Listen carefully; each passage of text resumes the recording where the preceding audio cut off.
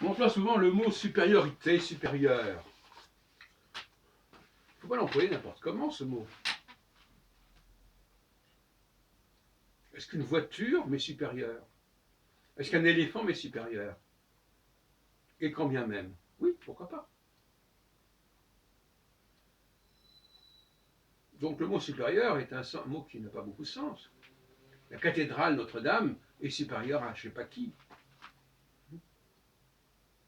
La seule différence, c'est qu'il y a des choses qui sont notre création.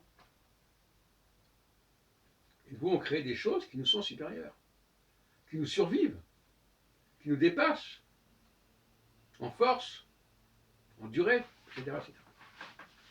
Donc le critère, c'est la dépendance. Celui dont je dépends, dont mon existence dépend, m'est supérieur. Supériorité qui est diachronique. La postérité s'établit sur des supériorités diachroniques. Celui qui était avant, celui dont je suis le disciple, celui sur lequel j'ai pris modèle, celui-là m'est supérieur.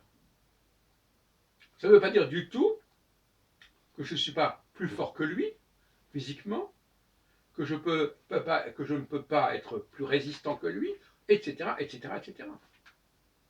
Même un livre peut m'être supérieur.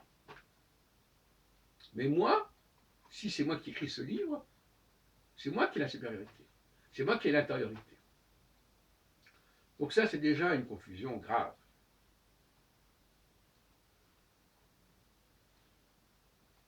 Au contraire, je dirais même, prenons par exemple la question du nombre.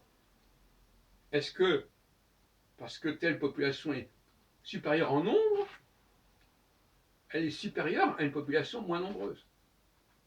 Est-ce que l'élite n'est pas supérieure à la masse alors qu'elle est moins nombreuse et donc elle pourrait être écrasée par la masse?